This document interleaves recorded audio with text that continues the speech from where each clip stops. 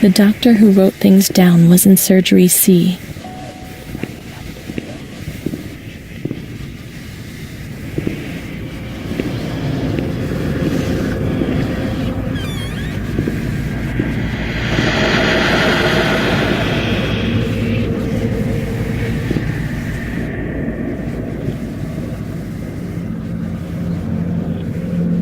March 1938.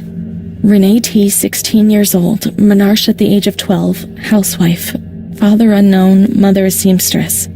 Admitted for observation yesterday morning from Pontedera, accompanied by a police officer authorized by the examining magistrate of the Court of Pisa to be admitted for psychiatric evaluation, which has been executed by me. Medical certificate. Mental illness preceded by warning signs. Has suffered from depression for a year, believing she has tuberculosis. Food deprivation. We shouldn't read this document. It's forbidden. We mustn't. If they find out, there will be trouble.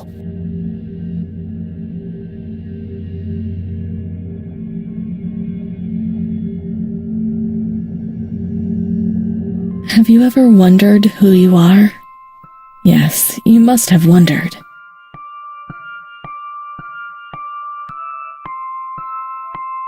Will you help me to understand? To escape this dazzling light inside me that stops me from seeing?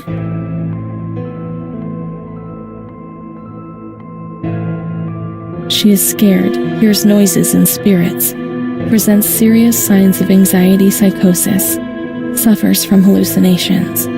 She is anxious, confused, has a distressed expression, a questioning look as if terrified, disoriented. She feels confused, hears voices shouting in her head. She doesn't understand properly. She has not felt well for 2 or 3 months. When questioned, she replies, "My mother wants to hurt me. She always scares me. She chases me. Why are you here?" I had argued with my mother, and I was so disturbed by the shock that I felt like my head was spinning. There was a woman there who wanted to force me into a life of prostitution. They wanted to condemn me to be burned at the stake. Children were whispering, calling my name. 16th March. She couldn't sleep last night. They wanted to condemn her to be burned at the stake. 4th April. Transferred to the quiet ward, still under my supervision. Yes, that's true. The ward where Amara was. Yes, the stake. The children wanted to burn Renee. She had to pay for what she'd done. Like witches at the stake.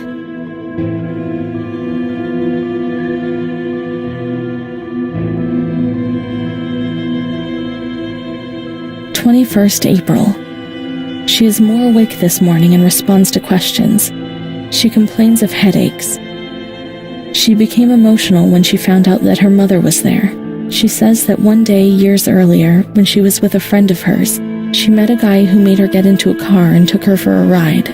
There, she was made to smoke cigarettes and drink spirits, and that guy showed her certain things. He tried to hurt her and made her go crazy. She says that he promised to marry her and made her swear to keep it a secret. These details were roughly confirmed by her mother. After that, she became domineering, impatient, and hostile to her family, especially her mother. She started taking off her clothes in public, going from laughter to tears without warning. She rants, masturbates. I can't remember these things, only the guilt, the stake. I know that I deserve to pay for that guilt. I knew it even then.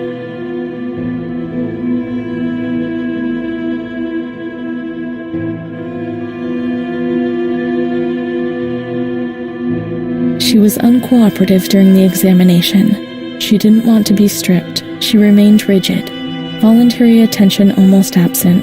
Probable hallucinations. 25th April. Confused ideas, unable to maintain a spontaneous conversation. Reflexes all normal. Reactive pupils. Let's find Amara and we'll find the full medical record.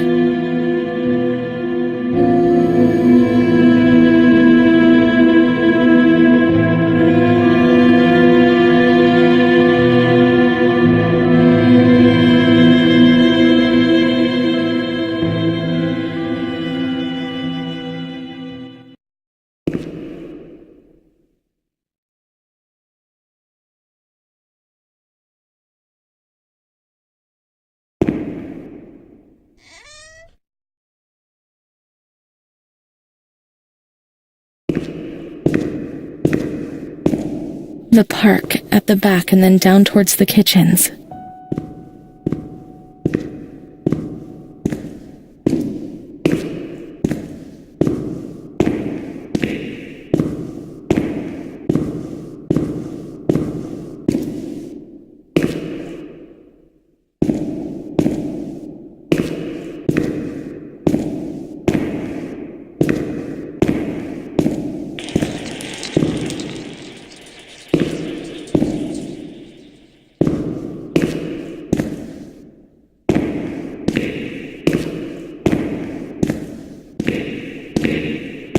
This is the road we used to take.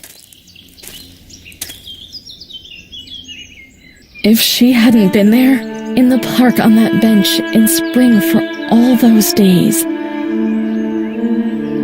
it was like escaping nature. She talked and smiled. And then there were the kitchens. Sometimes we stole something to eat and went straight back to the bench to eat it in secret, and we laughed.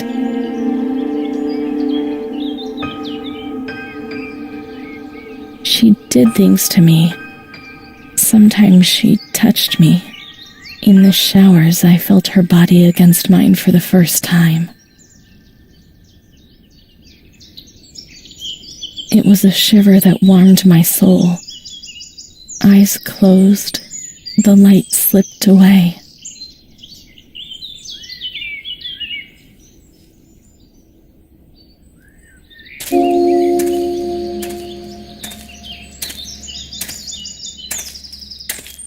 She wasn't in the system. He wouldn't let her in. That's it, she must be the key to my memories, to the reasons why.